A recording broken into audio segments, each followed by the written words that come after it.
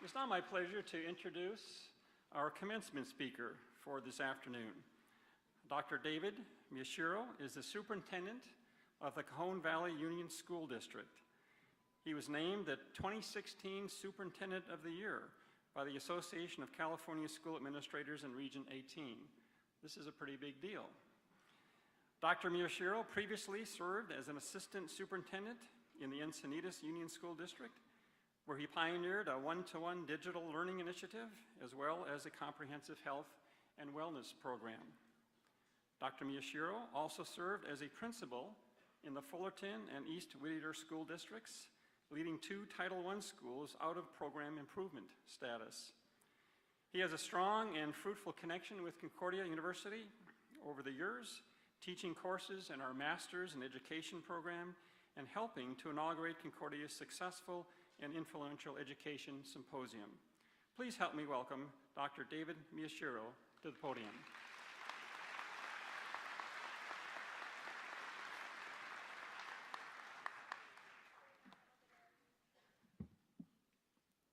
Thank you, Board, President Krieger, and colleagues.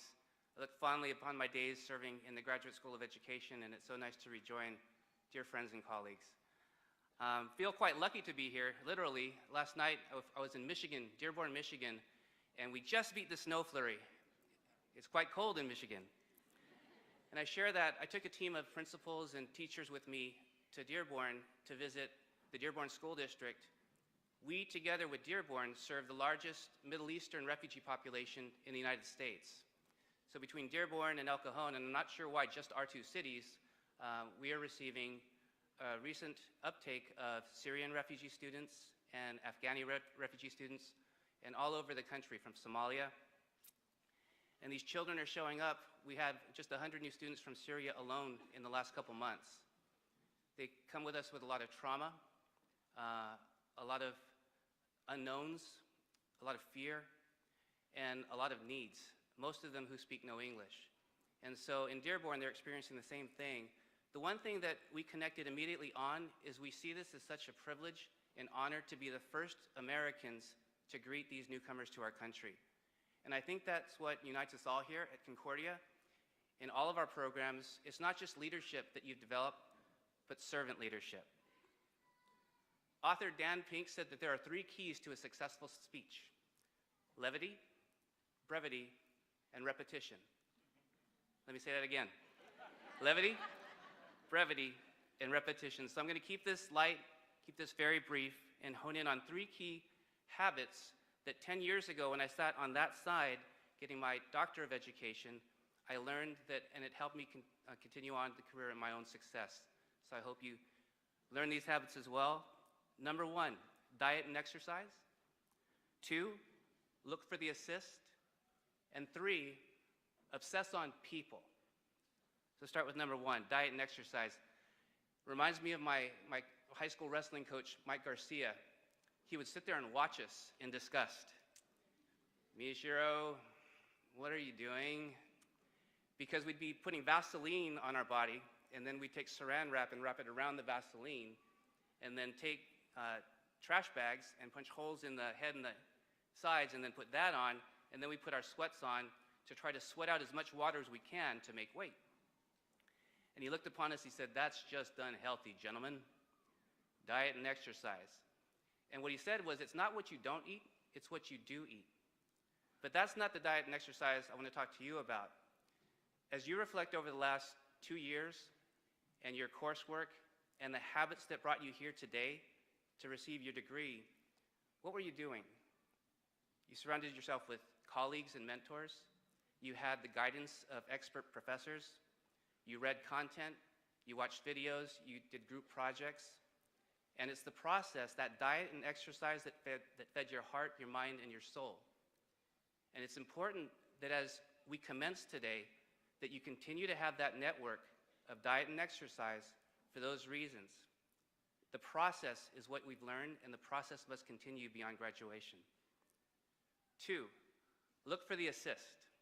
Any basketball fans today? It's appropriate that we say this in a basketball gym. Basketball is a business, and many years ago, basketball was going to go out of business as a professional sport because it was just a bunch of little men running around in tight shorts trying to put a ball in the hoop. And that wasn't very exciting. So league owners came together and they put a three-point line to give an extra point if a person shot it from beyond the arc. And they also made an illegal play illegal. It used to be illegal to slam dunk in the NBA. And so that changed the game. It made it more exciting and dynamic. But one coach, Red Auerbach of the Boston Celtics, brought his team together and he told Bill Russell, his best player, arguably the best basketball player of all time, I'm no longer going to pay you by the amount of points you're going to score. What I want you to do is sit behind the basket, or around the basket, get as many rebounds as you can, and if you can pass to a teammate and he scores, we're going to call that an assist. And we're going to start measuring that and make that our competitive advantage. And so Boston started looking for each other to set up teammates to score, gather rebounds, and do the hard work of basketball while these other teams were working on three-point shooting and slam dunks. Over the last 20 years, Boston dominated basketball. It became a dynasty. And so when I say look for the assist, as you go back to your places of work, go with the question of what value can I bring to this relationship, or what value can I bring to the organization? And look for the assist, the person that you can help. And third, obsess on people. A couple years ago, my district was invited to visit the Google campus. Cool, we're going to go to Google, right? And so we rented the movie The Intern, watched that, and watched Vince Vaughn and Owen Wilson play on the slide, and we thought, this is going to be awesome. And it was awesome. But when we got there, the Senior Vice President for People Operations, Laszlo Bach, talked about Google's success. And he says, our mission is to organize the world's information, make it universally accessible and useful. But our passion is to make Google the very best place to work for all of our employees. And then an executive that was there from another company, I won't name the company, Houghton Mifflin Harcourt, raised her hand and said, you know, you guys, you feed everybody, food is free, there's bicycles, there's a dry cleaner on campus, there's a hair salon, there's a nail salon, there's a pharmacy. You just want to get so much work out of employees that they'll spend all their time here. And Laszlo looked at her with this puzzled look and then very humbly said, no, I think you have that all wrong. You see, our employees are very busy, and they have children, and their children will get sick. And they have to get dry cleaning because they have professional meetings. And they have to get their hair and nails done.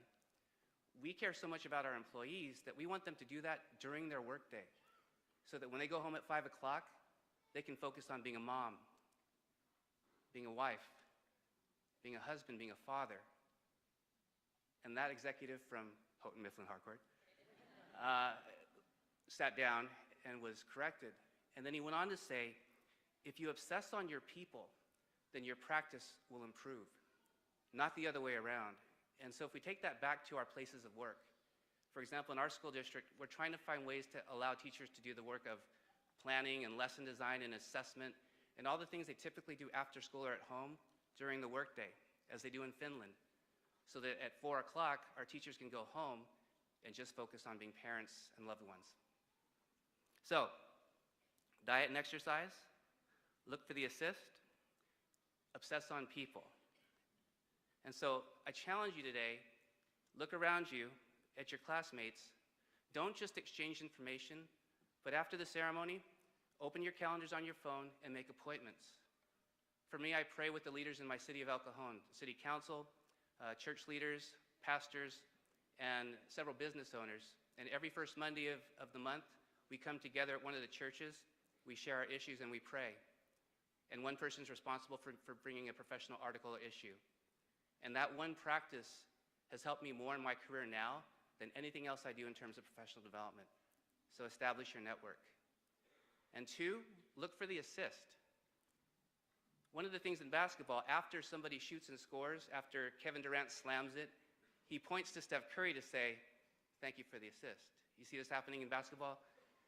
If there's somebody in this room that contributed to your success, graduate, can I have you raise your hand?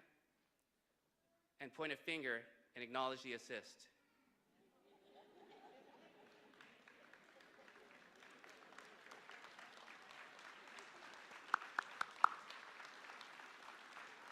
And finally, obsess on people. Over your coursework, you've learned great practices and you've developed new skills, new abilities, but don't forget to make people the #1 priority when you return to your places.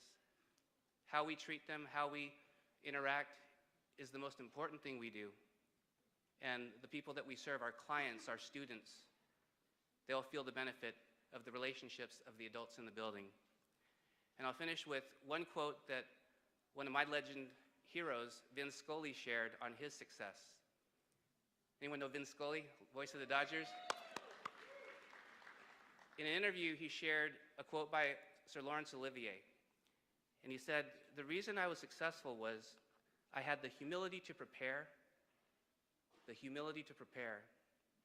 and then the confidence that came after that gave me the courage to pull it off." And you've invested years preparing and now have the confidence to pull it off, and we can't wait to see what amazing things you'll do. Congratulations.